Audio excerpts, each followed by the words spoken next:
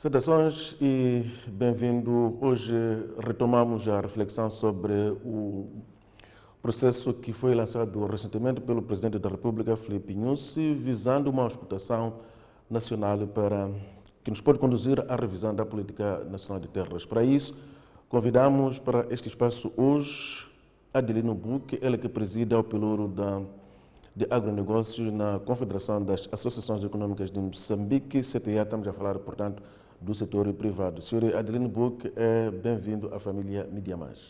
Muito obrigado. Como é que o pelouro de agronegócios, em particular, e a CTA em geral, se posiciona em relação à pretensão de se mexer na política nacional de terras? Bom, muito obrigado. Primeiro dizer que esta revisão da Política Nacional de Terras foi lançado a quando do nono Fórum Nacional de Terras, que teve lugar em 2017, portanto, coincidindo com os 20 anos da Lei de Terras.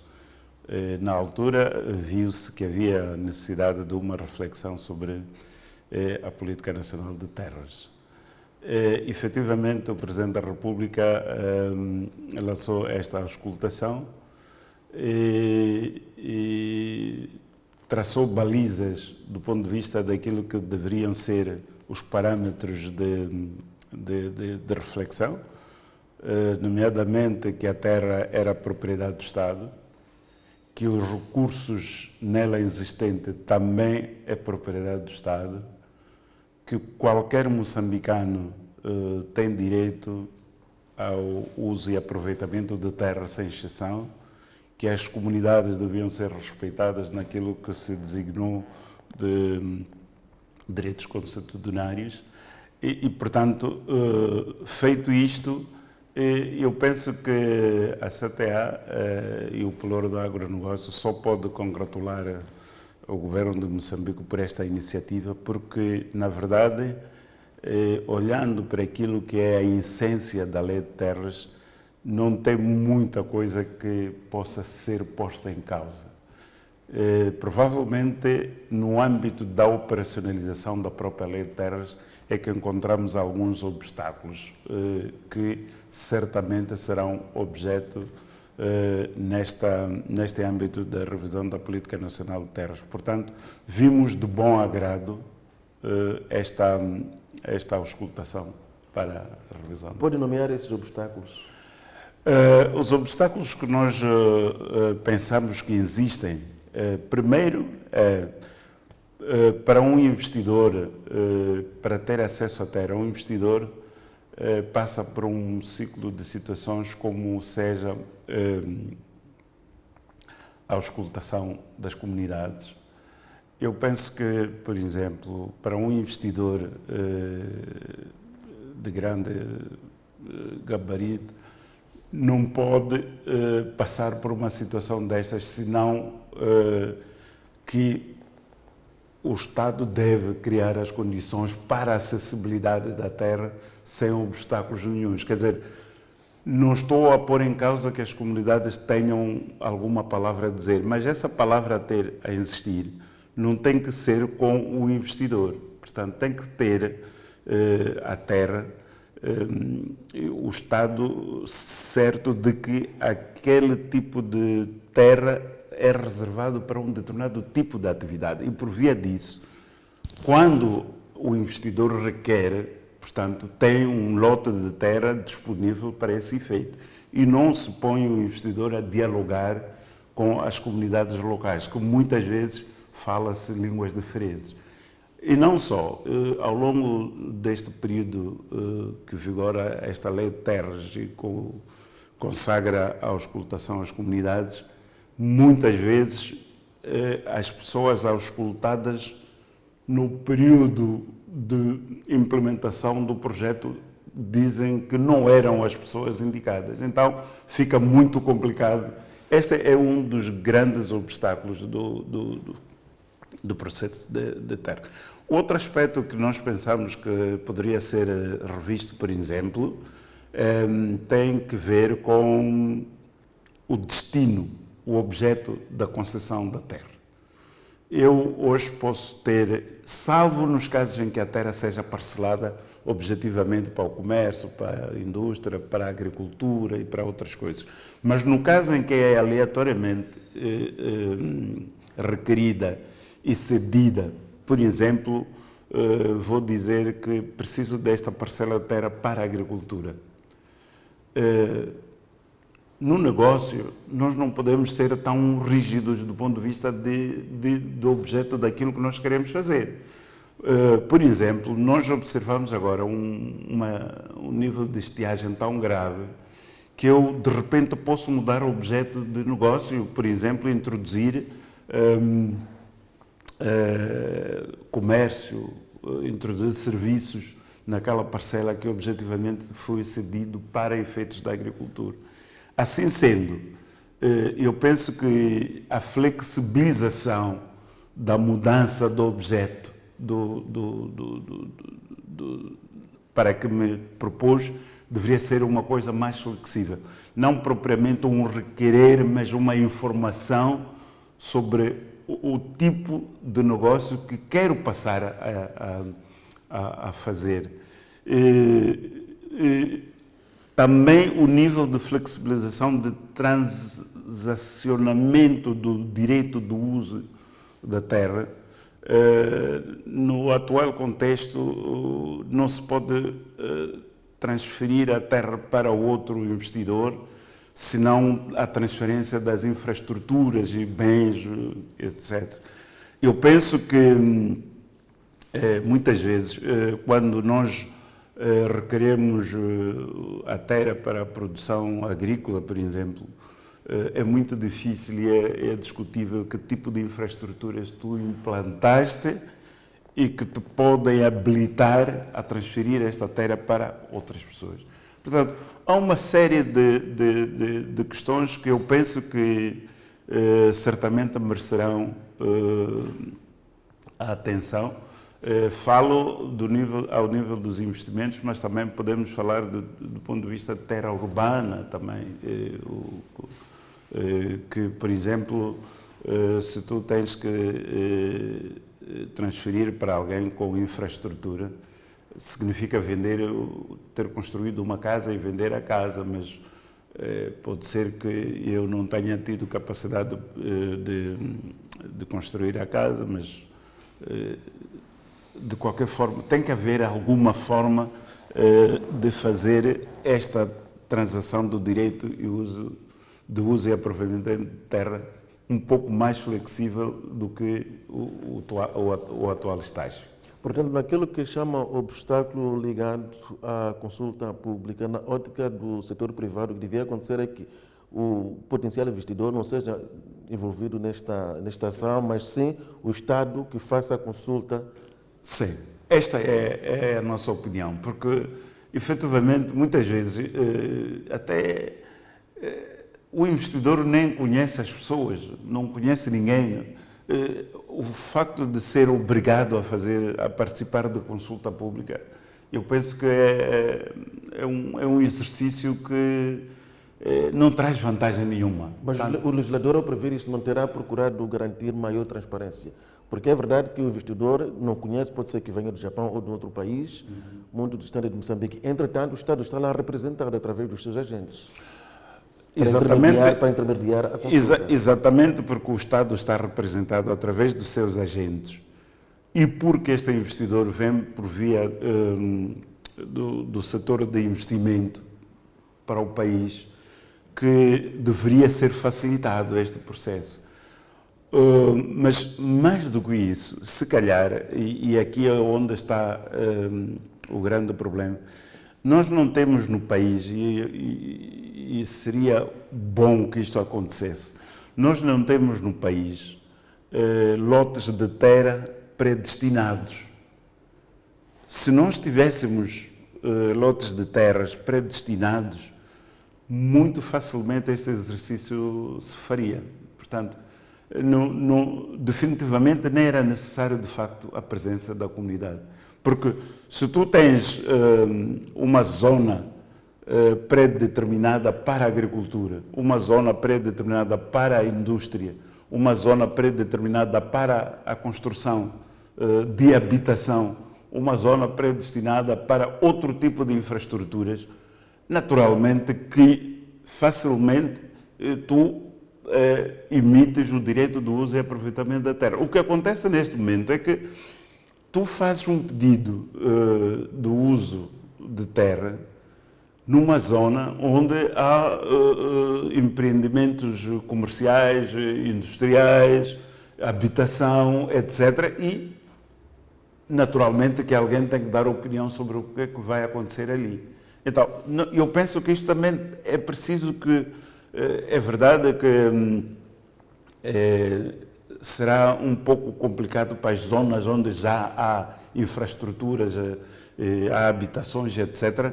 Mas eu penso que ainda vamos a tempo de zonear as áreas de atividades económicas e, por via disso, facilitar este processo. Mas a própria qualidade da consulta que se faz, nós já acompanhamos muitos processos. Parece estarmos perante uma espécie de um teatro, é fazer de contas. É aí onde está o problema, porque envolver um investidor para uma situação de consulta da natureza que nós fazemos, eu penso que é dispensável.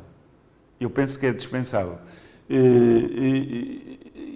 espero que encontre consenso esta forma de concessão do direito de uso e aproveitamento da terra, mas que tenham o mínimo de exercícios desta natureza, o mínimo possível, para evitar constrangimentos para quem quer investir.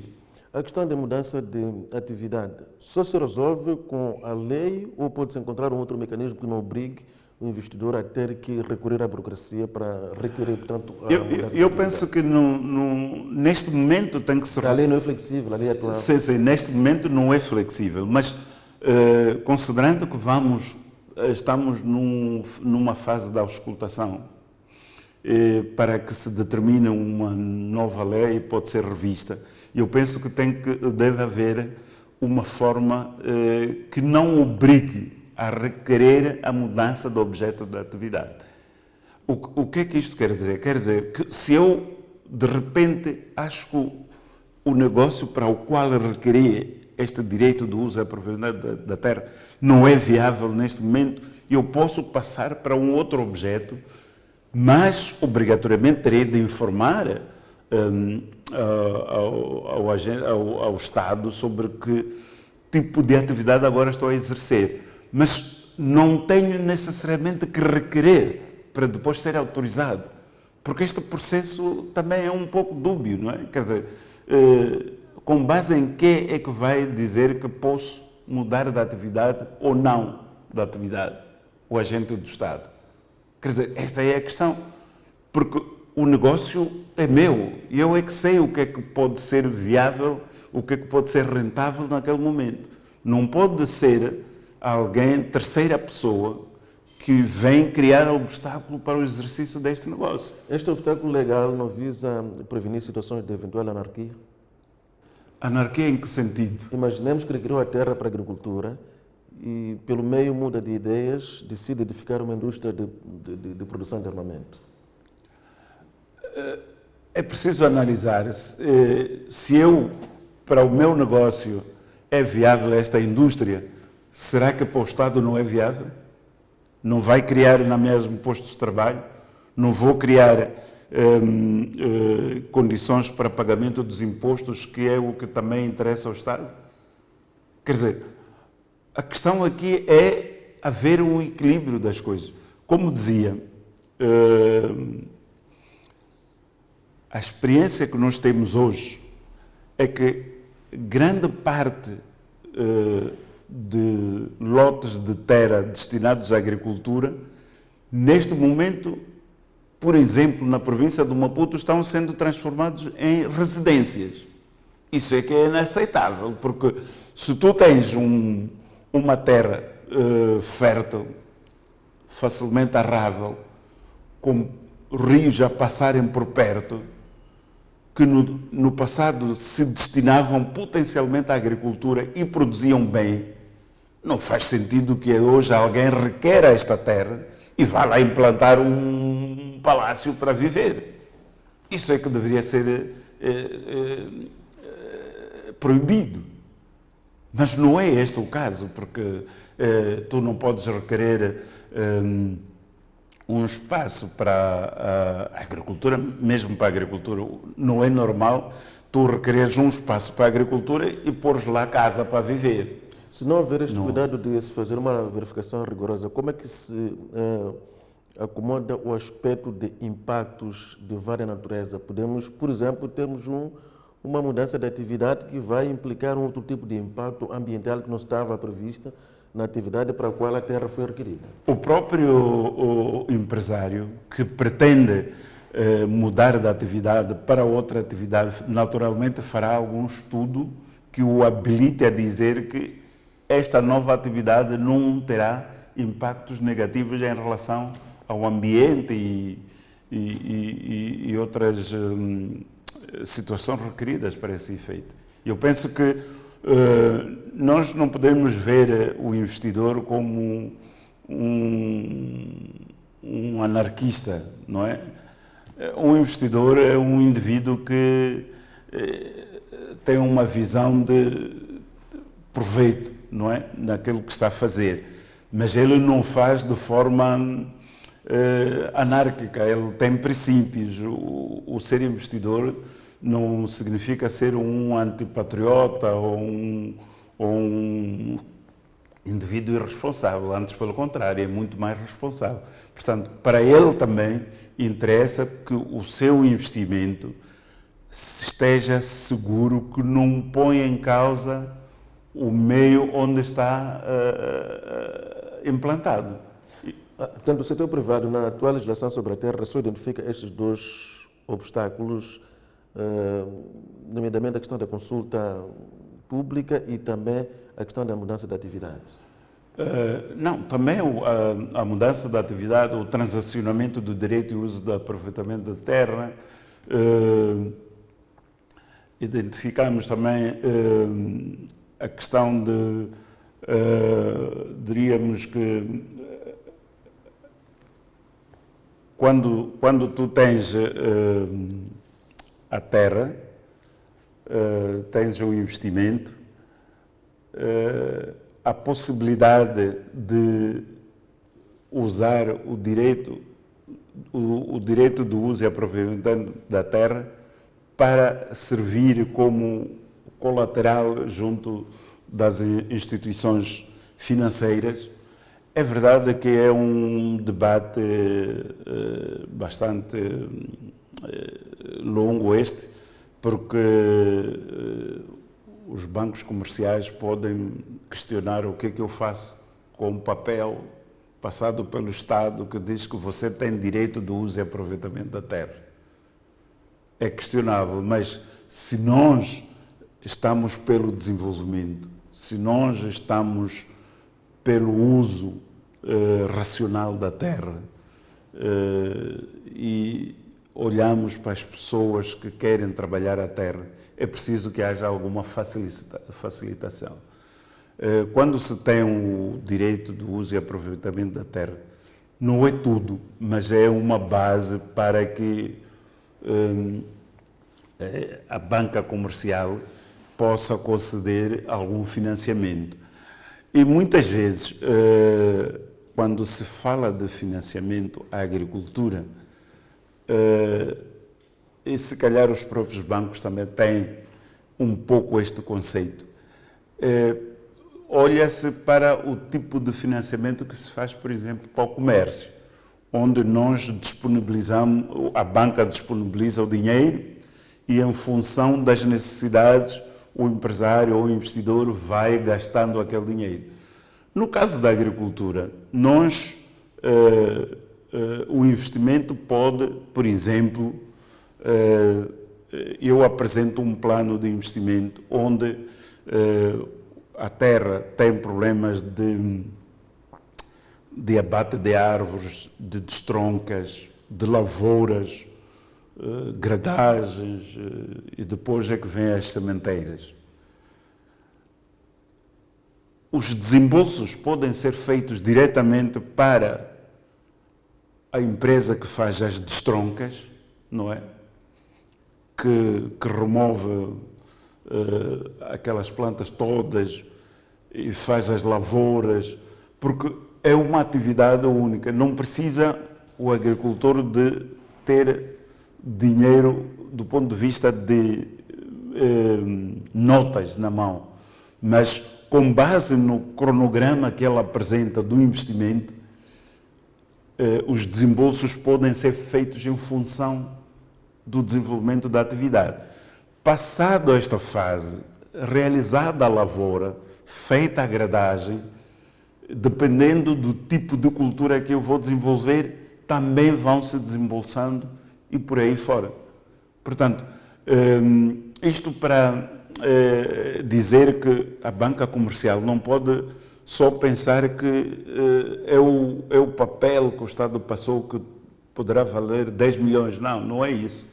Pode a banca comercial, querendo trabalhar com alguma seriedade, serenidade, ter gente que acompanha estes processos e avaliza os desembolsos. Portanto, respondendo a esta pergunta, se é o único obstáculo, este também é o obstáculo. Porque quando o Presidente da República disse, e bem, estamos de acordo, não há questionamento a ser feito, que a terra continua a propriedade do Estado.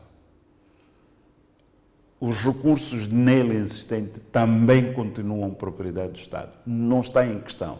Portanto, não está em causa a penhora da terra. Está em causa o uso correto do direito de uso e aproveitamento da própria terra.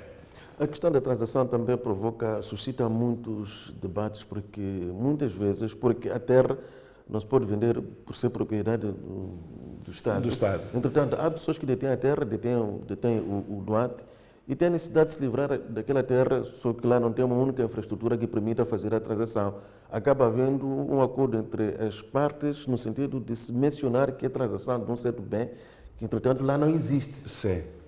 Mas essa artimanha, essa forma de transacionamento não transparente resulta das dificuldades que a própria lei cria.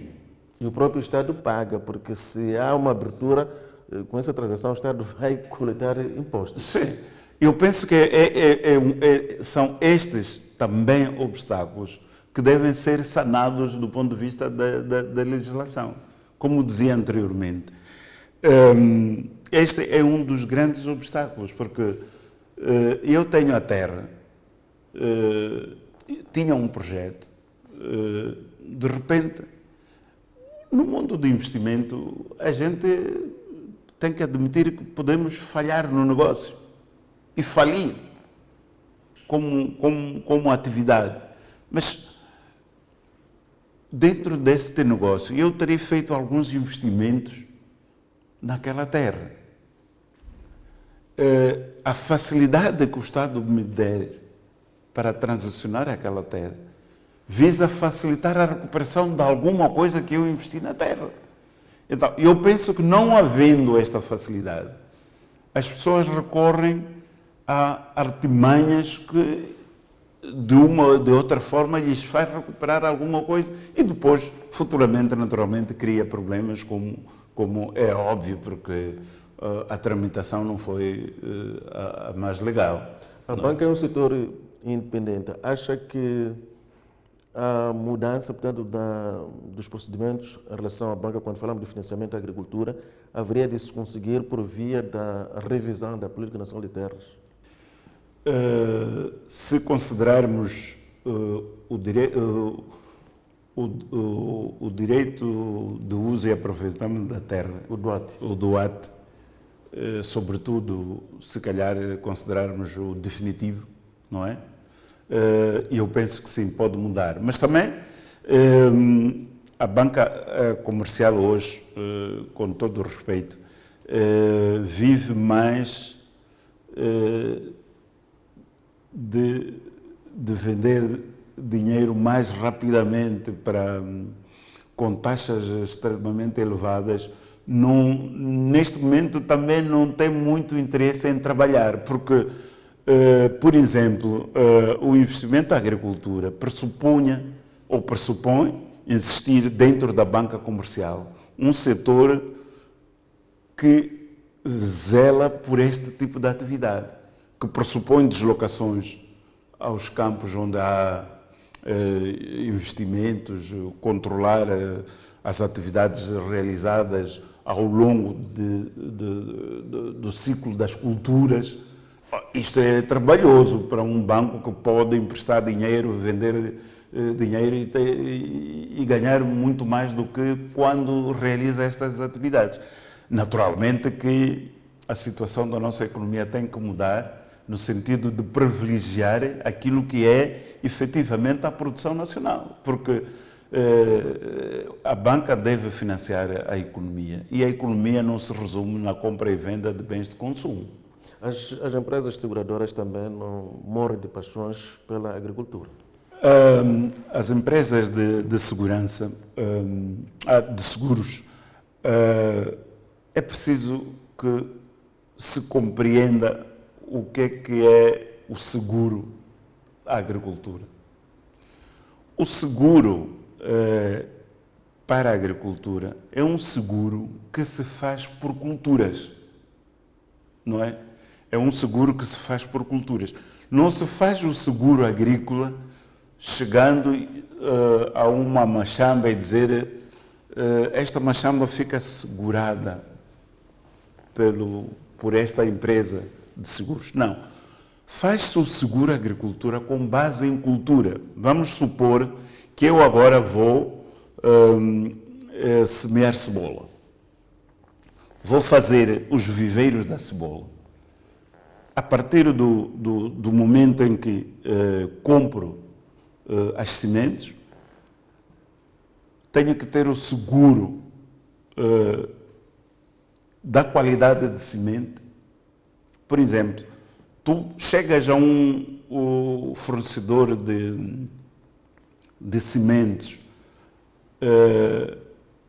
tu compras 20 quilos de cebola, chegas lá, o poder germinativo desta cebola situa-se na ordem de 40%.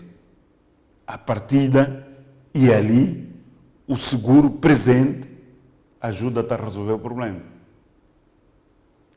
E a partir daí, se calhar, até os vendedores de insumos agrícolas começam a ter muito mais atenção sobre o que estão a fazer.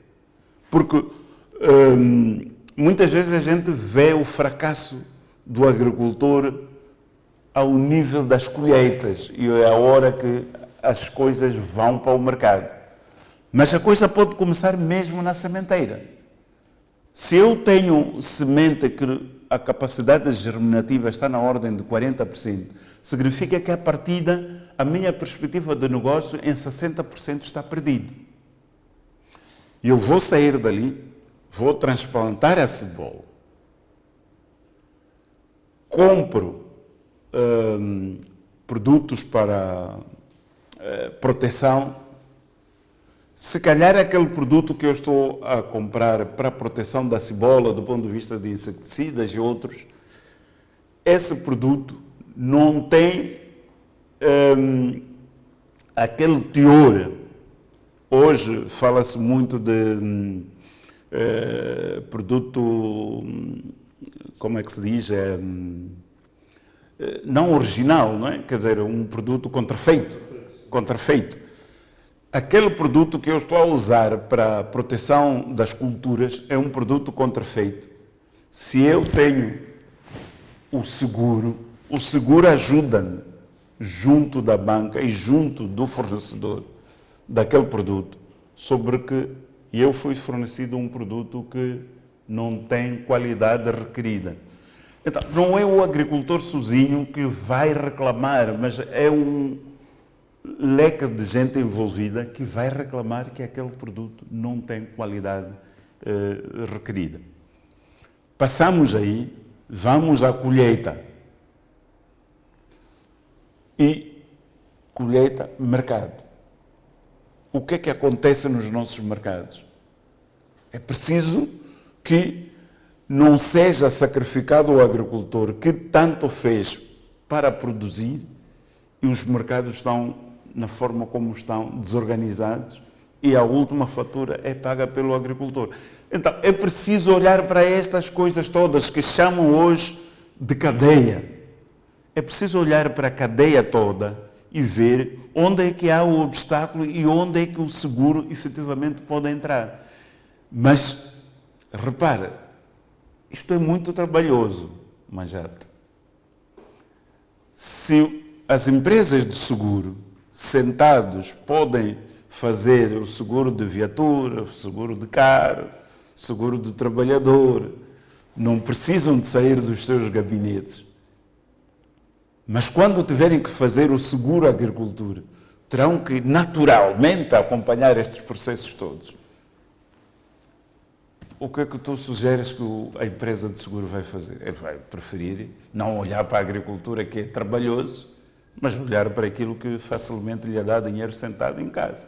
Senhor é presidente do Coloro de Agronegócio na CTE, de que forma é que a atual política de terras, que provavelmente vai ser revista com este lançamento da escutação pública que acabou de acontecer, de que forma é que a atual política nacional de terras interfere na atividade agrária no país?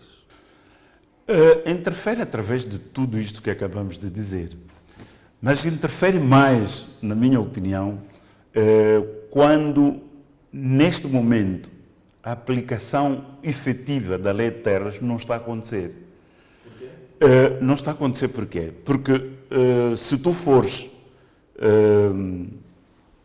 vou dar um exemplo muito simples, de Marraquém. Se tu fores a Marraquém, uma área que fornecia à cidade de Maputo repolho, couves, alfaces, hoje não vais encontrar nem couve, nem repolho, nem alface. O que é pior, vais encontrar uma situação de intrusão salina sobre os solos agrícolas que hoje, para poderes produzir, terias que fazer uma série de tratamento do solo para lhe retirar aquele sal que tem e poderes produzir. Isto está a acontecer porquê? Porque os detentores atuais do direito de uso e aproveitamento de terra não têm capacidade e não podem transacionar. E o Estado não interfere. Porque, em condições normais, passados 5 anos, a terra em poesio deve reconverter a favor do Estado e passar para outro indivíduo interessado em produzir. Hoje, tens uma quantidade de gente detentora de direito e uso de aproveitamento de terra e, por outro lado, tens outra quantidade de gente à espera de obter um direito de uso e aproveitamento de terra. Estas duas faixas de pessoas não se cruzam, não se transmitem porque estão proibidos por lei de o fazer. Na visão do setor privado, o que leva à existência no país de grande quantidade de terra que não é explorada? Não, isso é discutível. Primeiro, é preciso notar que eu penso que é público que a maior parte dos detentores do direito de uso e aproveitamento de terra não são agricultores. São pessoas que, por razões do seu posicionamento econômico, por razões do seu posicionamento político, por razões do seu posicionamento social, se quisermos, eles detêm aquele direito de uso e aproveitamento da terra. Não têm, na sua vida, nenhuma história de ter feito agricultura. Então, a atual revisão de perspectiva não nos vai levar absolutamente a algo, porque não vai mudar o que acaba de descrever. Vai mudar se implementar a lei de terra. Mas a lei já prevê isso. Então, sim, não porque por conveniência. a questão é esta, é que se nós, e aqui nem era preciso rever a lei de terras, se tu implementares de forma criteriosa a atual lei de terras, leva-te à situação de expropriar a terra para aquelas pessoas que não estão a trabalhar a terra. Então, aí voltamos à minha questão, que a revisão que se perspectiva não nos vai levar a dado algum. Terá que nos levar de alguma forma, porque a revisão pode possibilitar a tramitação de DUAT, não é? Se o Majata tem um DUAT e não chegou à conclusão que não é capaz de fazer o uso devido àquela terra, no lugar de deixá-la em poesia permanente, transmite-me esse direito e eu vou trabalhar a terra. Provavelmente, nesta nova revisão, podemos encontrar esta facilidade de transmissão do direito de uso e aproveitamento da terra. E como é que se resolve a incapacidade do agricultor de usar a terra por razões que citou aqui? Citou o caso de Marraquém. Nós sabemos que a intrusão salina é forçada pela força do mar que tende a engolir quase um combate. Temos o mesmo problema no sistema de regadio de Baixo Lipopo, em Xexá e na região de Choco. Aqui há duas coisas que são chamadas. Há aquilo que é o dever do Estado, não é? O dever do Estado no processo de conservação dos sistemas de regadio, não é? A intrusão salina, por exemplo, em Marraquém e na região do Limpopo, resulta do facto de não haver tratamento dos sistemas de regadio. E a quem compete este setor, tratar este setor, cuidar deste setor? Dependendo dos ocupantes da terra. Vamos lá. É assim, por exemplo, o processo de privatização do setor agrário estatal, não é? É sabido que não respeitou a totalidade das áreas que eram de uma determinada empresa.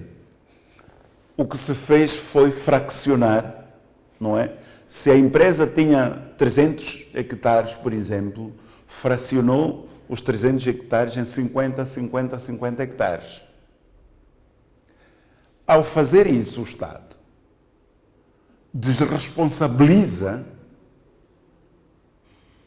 aquelas 6 pessoas que beneficiaram daqueles lotes de terra. Porque se são 6, quem é o responsável por garantir o assoreamento? Não é? Eles teriam que ser uma espécie de cooperativa, teriam que ser uma espécie de uma associação, teriam que ser o quê? Então, a partir deste erro, que pode não ser erro, essa é uma opinião que eu tenho, a partir deste erro é preciso saber como fazer para garantir que os sistemas de regadio permaneçam em funcionamento e que, eventualmente, os utilizadores da água tenham que pagar a alguém.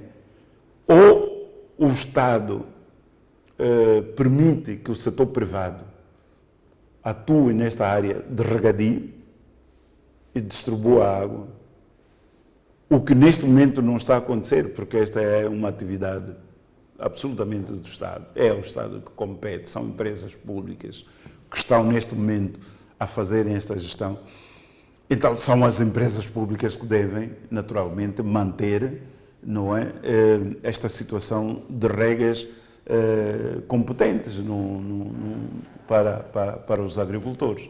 Socorrendo-me do seu exemplo, Sr. Adelino Buque, da zona de Marraquém, foram precisamente os empresários que edificaram obras que acabaram condicionando aquilo que é o espaço da bacia hidrográfica do Incomate. E a consequência é aquela aí, porque o Incomate já não tem espaço para fluir como devia. Não foi o Estado que edificou aquelas obras, por exemplo. Esta é uma das causas da intrusão salina da zona de Marraquém. Qual é a função do Estado?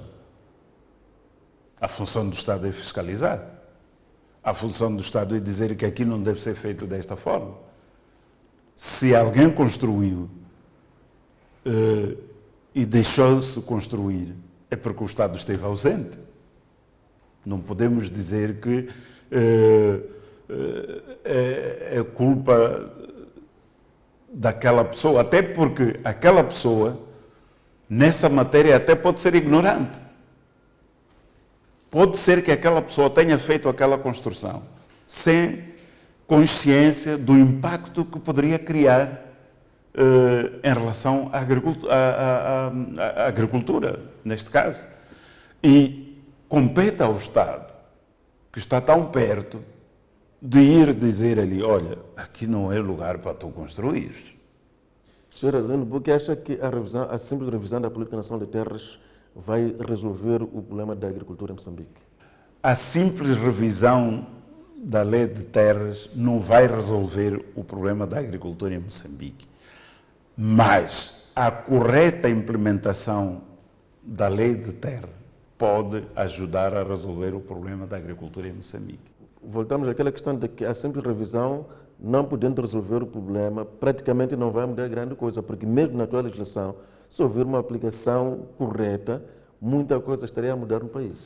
Eu acredito que este pode ser o pretexto para uma implementação mais rigorosa da Lei de Terras, porque muitas vezes nós caímos em ciclos viciosos, mas esta auscultação, esta revisão, pode nos induzir a uma ruptura, não é, do passado com o presente e o futuro. Eu acredito que esta mexida e a possibilidade de os novos atores, não é, que vão implementar esta Lei de Terras não terão compromisso com o passado. Provavelmente, não é um bem adquirido.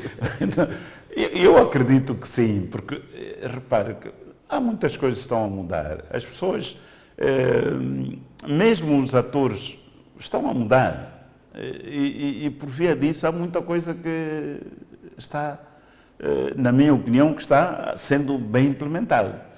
E eu penso que a auscultação e a possibilidade de revisão desta Lei de Terras, não sendo propriamente a solução do problema, mas pode participar para a ruptura do atual paradigma para outro paradigma. Na ótica do setor privado, qual é o risco que pode representar uma provável revisão da Política Nacional de Terras, tomando em linha de conta que estamos a lidar com um instrumento que foi sendo tido como sendo o mais progressista alguma vez visto, mesmo a nível interno e externo? Em engenharia desportiva costuma-se dizer que a equipa que ganha não se mexe. Mas esta não ganha. Mas o instrumento como tal é progressista. O instrumento como tal é progressista, mas está parado. Sofre de inércia. Precisa de alguém que lhe dê um empurrão para poder andar. E provavelmente, como dizia, esse alguém que tem que dar um empurrão é a Lei de Terras revista. Porque vai permitir aos novos protagonistas dizer, olha, a nova Lei de Terras diz, olha, há uma coisa muito interessante a propósito da revisão de Lei de Terras. Esta revisão, se vai trazer um impacto ou não vai trazer. Na lei antiga, as propriedades agrícolas iam até a zona dos rios, onde se captavam a água, por exemplo. Mas quando entra esta lei 19/1997, a zona do rio deve afastar até 50 metros para começar a propriedade privada. Porque considera-se esta zona de servidão para que todo o público tenha acesso àquele bem precioso, que é a água. Ninguém contestou. E o público teve acesso à água, normalmente. Mas na lei anterior não vinha isso. As propriedades vinham até ao rio. Então, são pequenas coisas, pequenos detalhes que, parecendo que não, criam ruptura com o passado. A partir daquele momento, aquele cidadão que, para ter acesso à água, teria que pedir autorização para ir ao rio, passou a não ter essa obrigação de pedir autorização. Como tornar a nossa agricultura apetecível para a banca comercial e também para as empresas seguradoras, assumindo que estamos a falar de uma agricultura que produz a baixos níveis, do ponto de vista da produção, do ponto de vista da produtividade, mesmo a nível da região, não há comparação possível. Estamos na cauda. Bom, e vai daí que vamos continuando, apesar de ter muita terra, muita água, vamos continuando a importar tomate da África do Sul, couve, cenoura e por aí fora. Mas a pergunta que faz é bem feita, mas depois põe a questão da produtividade, a questão do custo. É muita coisa que tem que se responder. Primeiro, a produtividade não é um elemento isolado do ponto de vista daquilo que é o trabalho que se tem à terra. Nós temos, por exemplo, como agricultores, rompermos com o princípio passado em que, vou dar um exemplo de batata. Eu, quando estudei agricultura, dizia-se que um hectare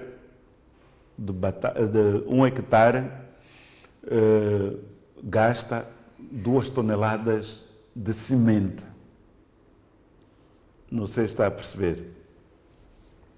Mas hoje, 1 hectare pode-se meter 8 toneladas de semente.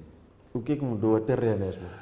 Não, o que mudou é o conceito que se tinha na altura, da agricultura na altura.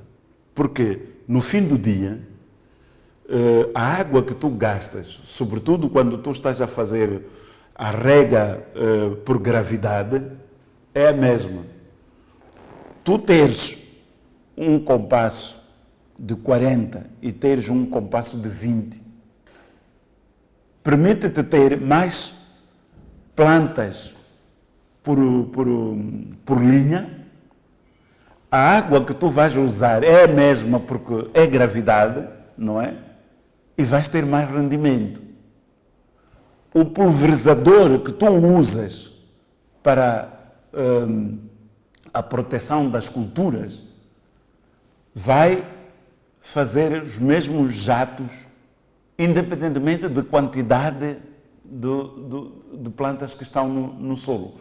Logo, os custos com a produção baixam, porque o número de plantas é maior, a quantidade de colheita é maior, porque tu, se tinhas uma planta de 40 em 40 centímetros, já tens 2.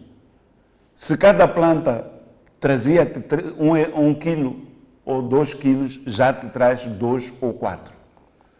A produtividade na agricultura deve ser vista nesta perspectiva. O mesmo aplica-se no tomate, os compassos, as entrelinhas, tudo isto muda.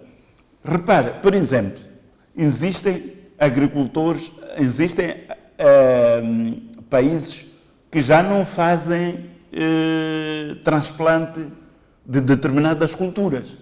Eles lançam, não é? Mas nós ainda estamos presos no famoso alfobre, o transplante para o lugar definitivo.